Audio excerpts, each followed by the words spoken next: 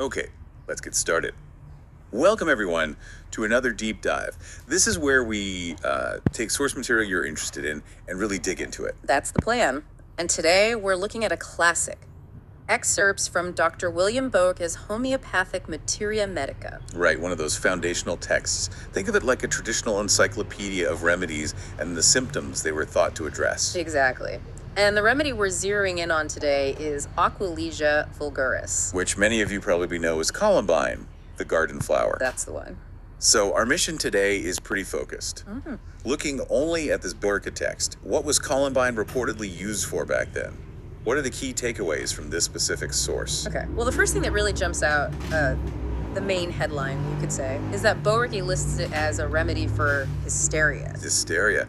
Okay, we should remember in these older medical contexts, that term covered a lot of ground, didn't it? Often related to nervous symptoms, particularly in women. Precisely. And the text immediately gives specific examples like globus and clavus hystericus. Right, the globus being that sensation of a lump in the throat. And clavus hystericus, that classic description of a sharp pain, like a nail hammered into the head. It's such vivid language they used.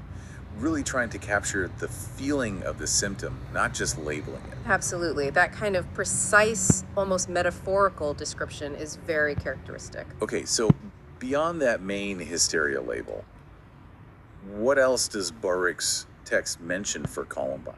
Well, it stays sort of in that same realm, mentioning its use for women at climaxes. So during menopause. Right. And connected to that, it notes a really specific symptom, vomiting of green substance, especially in the morning. Green substance, that's remarkably specific. Not just vomiting, but green vomit in the morning. It is, isn't it? It suggests they were really paying attention to these very, very fine details and associating them with particular remedies. You can see how they built these profiles. What about other nerve system things? Did it mention anything alongside the hysteria? It did, yeah. Things that definitely fit that picture. Sleeplessness is listed, and a nervous trembling of body, also being sensitive to light and noise. So sleeplessness, trembling, sensitivity, that all sounds like it fits with anxiety or heightened nervous states, which lines up with the whole hysteria idea. It really does track, and there's a definite focus on female complaints generally in this entry. Okay.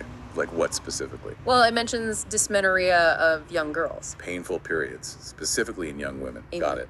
Does it elaborate on that anywhere else? Yes, there's a dedicated female section in the entry. It describes the menses as scanty. So light periods. Right.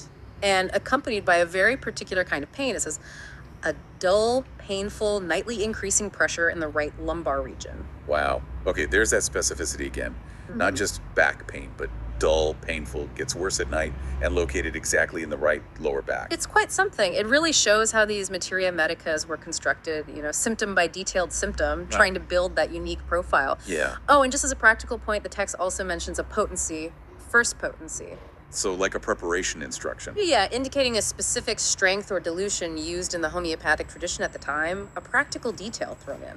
Okay.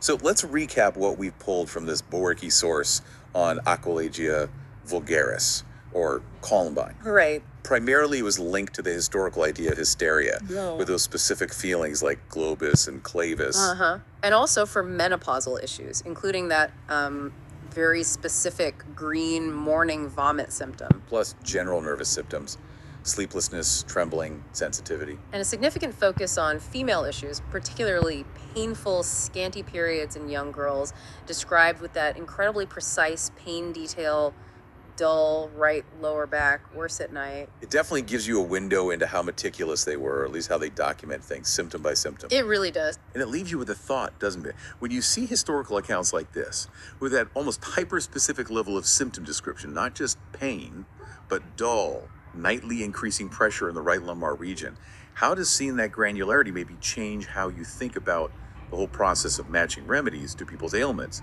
in those traditional systems? Something to maybe mull over.